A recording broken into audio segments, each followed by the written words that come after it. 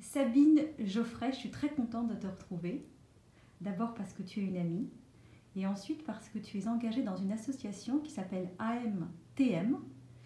Et j'aimerais que tu nous expliques pourquoi et ce que cela t'apporte depuis 25 ans, puisque ça fait 25 ans que tu es engagée dans cette belle association. Moi aussi, Sandrine, je suis très heureuse que tu me donnes cette opportunité, très heureuse et très honorée de témoigner de mon engagement pour Assistance médicale Toit du Monde depuis 25 ans en effet. Bon, ce sont souvent les circonstances qui nous amènent à faire les choses, mais finalement, avec le recul de ma vie aujourd'hui, je me rends compte qu'il y a un fil rouge qui consiste à avoir tissé des liens entre des personnes. Et en l'occurrence, à MTM, au travers des parrainages, j'ai passé 25 ans à tisser des liens entre des adultes d'Europe, pour la plupart, et des enfants ou des personnes âgées ou des adolescents du Népal et de l'Inde. Alors en quoi consistent ces parrainages et comment ça s'organise? Alors, le parrainage en tant que tel, il y a un aspect purement administratif, mais ce dont j'aimerais vous parler d'abord, et peut-être ça va vous permettre de comprendre en quoi c'est si important pour moi, je dis vous parce que je ne m'adresse pas simplement qu'à toi, Sandrine, pardon. C'est d'un film qui m'a beaucoup marqué dans ma vie qui s'appelle La couleur des sentiments. Dans ce film, pour ceux qui le connaissent, il y a un moment extrêmement touchant. C'est l'histoire d'une nounou qui est noire dans les années 50 aux États-Unis, qui élève une petite fille blanche dans une famille WASP, donc assez rigide.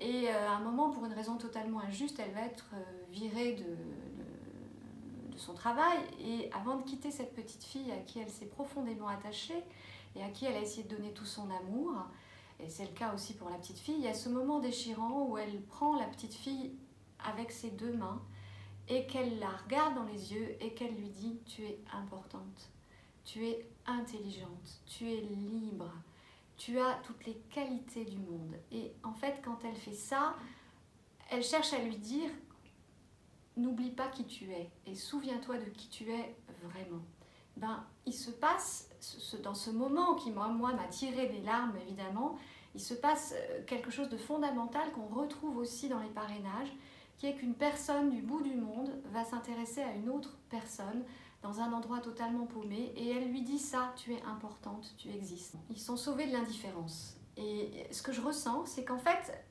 il faut se remettre dans le contexte pour le comprendre. Ce sont des enfants qui ont été souvent déposés à la porte d'un monastère parce que les parents n'avaient pas les moyens de s'en occuper, ou laissés à l'école parce qu'ils habitent à 1000 km de là, dans les campagnes où il n'y a pas d'école, ou simplement, toi comme Sandrine, tu t'occupes d'une petite fille qui a perdu sa mère et dont le père s'est remarié, donc finalement elle est livrée à sa belle-mère. Comme Cendrillon, on l'a déposée aux portes d'une école finalement, et elle est là, elle est seule dans cette collectivité, elle ne connaît personne, personne ne la connaît, elle est déracinée, et puis elle reçoit un courrier avec des jolis cadeaux, en plus comme tu sais les préparer, et dans ce courrier il y a écrit « Je ne te connais pas, mais j'ai vu ta photo et je t'ai choisi et tu es important pour moi, et je vais t'aider à partir de ce moment-là. » Imaginez l'impact que ça produit pour un enfant. Quelqu'un d'inconnu dans un pays qui ne situe pas, c'est où la France par rapport au Népal, reçoit un courrier comme ça et lui dit ça. L'impact est considérable et alors on le voit, moi j'assiste à ce miracle qui est que l'enfant tout d'un coup, son regard change. Il a quelque chose qui s'illumine, sa posture change, il se redresse et oui, on lui a dit qu'il était important, que sa vie était importante. Et tu vois le bonheur sur leurs yeux?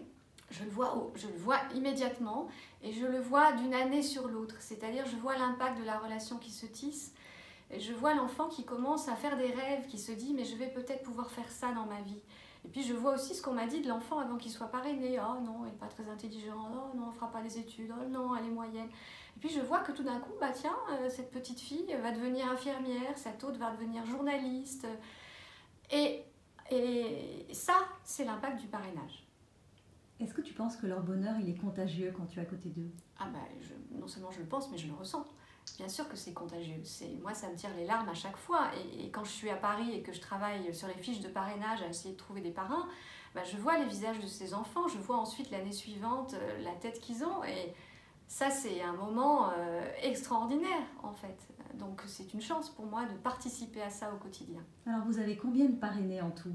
On a un peu plus de 950 parrainages. Donc vous allez bientôt arriver à 1000. Oui, ça serait tellement bien.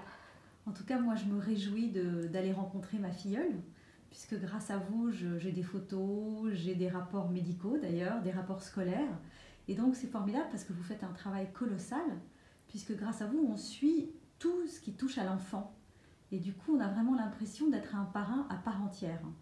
Et j'espère qu'un jour, on partira ensemble la voir, puisque toi, tu y retournes combien de fois par an? Moi, j'y vais 1 à 2 fois par an, en fait, rencontrer les enfants. Et oui, Sandrine, je me réjouirais qu'on fasse un voyage ensemble, que tu puisses rencontrer Sona Miangchen en vrai. Et je me réjouis déjà à l'avance de ce que ça va représenter pour elle. Est-ce que tu pourrais donner un petit message à tous ceux qui nous regardent et qui pourraient éventuellement avoir envie de parrainer? Qu'est-ce que ça va leur apporter? C'est contribuer à faire du lien. En fait, à chaque fois que vous vous donnez la peine de vous intéresser à quelqu'un, et c'est d'autant plus magique quand c'est quelqu'un que vous ne connaissez pas, et ben, il se passe ce petit miracle en fait qui redonne le sens de la vie fondamentale. Et c'est ça que j'aimerais vous faire passer, c'est que peut-être il y a un impact considérable quand vous parrainez un enfant, c'est que vous lui dites tu as de la valeur, tu es important, ta vie est importante. Ça c'est fondamental et c'est ça qui contribue à une guérison et à des liens au travers de la planète. Est-ce que tu crois que ça rend riche de donner? Ah bah évidemment que ça rend riche. Ça rend riche et en plus je peux témoigner personnellement que à force d'avoir alimenté ce lien avec des enfants, à force d'avoir dit et montré, mis en relation des personnes, j'ai constaté que ça avait opéré une guérison sur mon enfant intérieur en moi finalement. C'est-à-dire de dire à un enfant à l'extérieur tu es important, et ben, au bout de 25 ans, à l'intérieur, il y a quelque chose qui est réparé fondamentalement. Et c'est aussi ça, c'est aussi voilà, participer à ça qui est un kiff indescriptible. Merci beaucoup Sabine. Merci beaucoup à toi de m'avoir donné l'occasion de transmettre ça.